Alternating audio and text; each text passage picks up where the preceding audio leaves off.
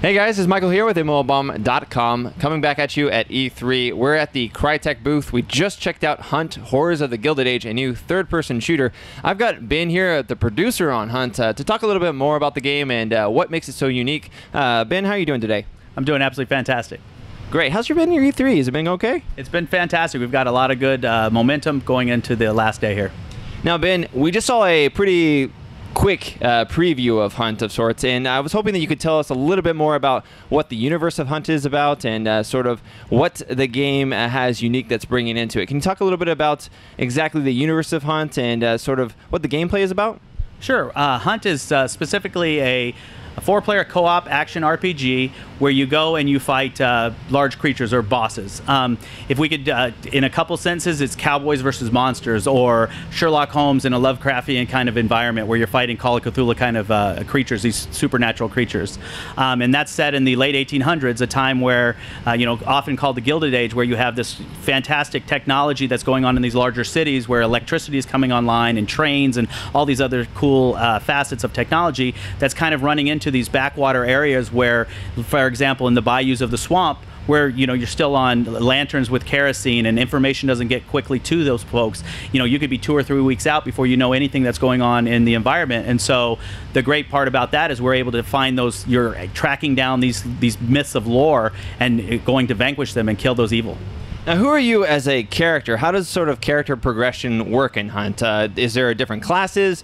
Is it sort of like Left 4 Dead where you have like a character specific to the level and has their own backstory? How do you sort of develop yourself as a player in Hunt? Sure. So in Hunt, what you do is you're basically creating your own class, your own character. You start out as a blank slate, and as you go through, you're doing the same RPG type elements where you pick your gender, you set up your outfits, you select your loadouts, and then you really define that class. We don't have classes necessarily like a traditional, like a rogue class or a hunter class or anything. What you do is you define those yourself, and then you, by creating and taking the different skills and attributes, you kind of define that as you go along and as you're moving forward in the progression of the character. And so what's great about this game is that not only do you have one character, but you have multiple characters that are all under the umbrella of being moved forward in the progression. So you're not having to say, oh, I've got this guy at a certain progression point, and then I've got to start over at a new character, and I've got to grind that all the way back up or move that all the way forward. They all keep going at the same level. So you can bounce between a gunslayer like a Clint Eastwood type character that you've developed to an Annie Oakley type character to a doctor type character, and have all those available to you to pick to go into the specific missions that you'd like to go with your friends. Now, in the gameplay demo, we saw a little bit of the gunplay, a little of the melee combat of sorts. Can you talk a little bit about that? What sort of weapons and abilities do players or players going to have access to as they progress their character?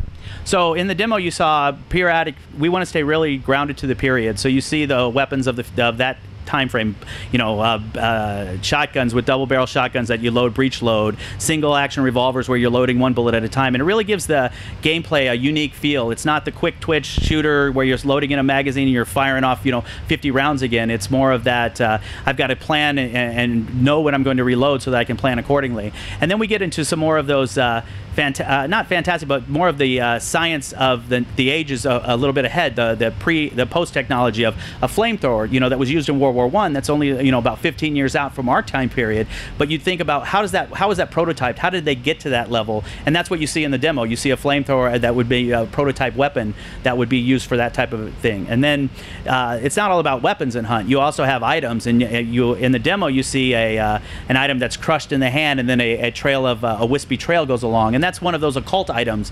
Fighting monsters and these beasts of evil, you start picking up on some of their trends, and okay, this is what I can use to kind of fight against them and use some of their elements to be able to have that happen. Are there any skills or abilities that players will be able to unlock to use on their character specifically? Absolutely. There's a whole RPG element of skills and abilities and items that you're going to really give yourself a unique feel on your character. I can't talk about any of those yet. We're still kind of fleshing those out. But overall, in general, feel free. You'll really be able to set your character apart and really define what you want to do. Now, one of the interesting things I saw in the demo was the fact that it began with sort of a stealth element where players were creeping up on this sort of backwater, village of sorts or, outpost. And there was a little bit of a stealth element where you took out a lantern and it kind of crept around the enemies. How much did stealth come into play in Hunt?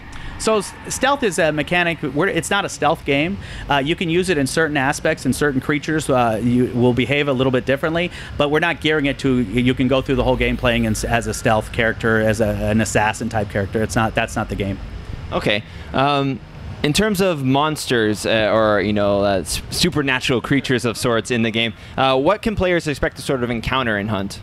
So we really want to base all our creatures or all our bosses around myths and lore of that region. So for example, in the demo you saw the Nightmare Witch, and if you look at Cajun folklore, what you'll see is that's a witch that used to come at night, and paralyze the person and kind of kill them in their sleep, and it was this nightmare kind of effect. And so what we've done is taken a little. If you type that into Google, you'd see that as a charmancer or not charmancer, but I'm just saying that name wrong, but it's a French word. But that Nightmare Witch used to do that. So we took that lore piece and kind of developed that into this boss element that you saw in the graveyard at the end. And so we want to really do that for all the regions. Hunt is a very international game. You're not just stuck in the bayous of Louisiana. You're also, you could be in South America or Europe or any of these other great, fantastic areas. And then we would take creatures and monsters of that area and create bosses and that unique element to that region. Now, you talked a little bit about traveling across the world in different locations. Is the world of Hunt instance-based, or is it open world? How do players sort of navigate the world? Do they sign up, or do they queue up with other players in their group, and they get matched up with other people? How exactly do people progress through this world?